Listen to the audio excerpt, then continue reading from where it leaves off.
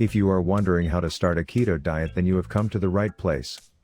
In this video I will show you how to start keto diet correctly to achieve your weight goals. Let's begin. A healthy fat intake should give you both energy and satisfaction without making you feel deprived. You should aim for 60 to 75% fat and less than 10% protein each day. You don't have to track calories, but it's best to aim for this ratio. A typical daily intake of 2,000 calories should contain a good proportion of healthy fat. A low-carb ketogenic diet is a way to lose weight and improve your health. However, transitioning to this type of diet can be difficult and confusing. Here are some tips for staying on track. Planning your meals is a great way to keep yourself on track while on the diet. Planning meals helps you avoid the temptation to buy convenience foods, which are high in carbohydrates. Begin by making a food log. Write down everything that you eat, including creamers and coffee. You can also add foods into your food log before eating. This way, you will know exactly how many grams of carbs you are consuming. You should also know what your daily net carbs limit is. Start slowly by adding 5 grams of carbohydrates every week until you reach the limit you've chosen. After a few days, your body will begin to convert fat instead of sugar. This process is called ketosis, and it can take weeks or months to fully adapt. It is important to understand that the body doesn't burn fat for energy if it doesn't have enough carbohydrates. In some cases, you may be better off eating a little more than the recommended daily carb amount. It's also important to drink plenty of water. This is essential for your metabolism and regular body functions. If you don't drink enough water, you may experience constipation, dizziness, and cravings. So, it's crucial to drink at least 6 to 8 glasses of water per day. Before starting a low-carb keto diet, you should do some research on the foods you should eat. You should find a food calculator that shows you your daily macros. Getting enough fat in your diet is essential if you're trying to lose weight. High-fat foods taste incredibly rich to people who are not used to them, so it's important to transition slowly. It's also important to stick to the proper proportions of carbs and fat. To start the diet, limit sugar and carbs. You should also limit grains and starches. You can substitute these with a little bone broth. And try to avoid breads and pastas that are made from refined flour. In addition, steer clear of sugar-free diet foods, like ice cream. A keto diet should contain about 60% fat. That's around 165 grams of fat per day. You can also include fatty fish. Although there are several sources of omega-3 fat, fish is a rich source of these essential fats. It's also worth mentioning that you can find a variety of healthy fats in other foods, such as avocados, olive oil, and tofu. Another way to increase fat in your diet is to add high-fat garnishes to your food. These ingredients can add flavor to your meals. Some of them are grated cheese, macadamia nuts, melted butter, and pancetta. You can also add a little extra fat in the form of melted butter. While eating fat will help your body burn fat, it's also important to avoid artificial trans fats. Trans fats are found in a wide range of foods, and can be harmful to your health. You should limit trans fat intake to a small percentage of your daily caloric intake. If you're trying to lose weight on the keto diet, you should consider eating moderate protein as a part of your daily menu. Protein is one of the 3 macronutrients found in food and plays a critical role in our bodies. Protein is made up of smaller units called amino acids. Our bodies make about half of the amino acids we need, but the remaining 9 must be consumed daily.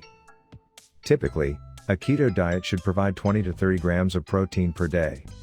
However, your protein intake should be based on your muscle mass. Your ideal protein requirement should be 1 gram of protein per pound of lean body mass. Using body composition tests to determine lean mass will help you determine how much protein you need. During the first week of your keto diet, you should try to eat about 30 grams of protein. If you are consuming a large amount of protein, you may experience hunger. Protein is a very beneficial nutrient. It helps the body break down fat and maintains lean body mass. Moderate amounts of protein should be consumed at every meal. Aside from the ketones, there are some other things you should avoid while starting the keto diet. These include processed meats, sugar, and other additives that will increase your carb count. In addition, seafood may contain a large amount of carbs, so you need to be careful when choosing these foods. The best way to avoid added sugars while starting the keto diet is to cut them out entirely. You can identify added sugars by looking at the ingredients list on a product. However, it may not be as easy to eliminate these items from your diet. In such a situation, you may need professional help.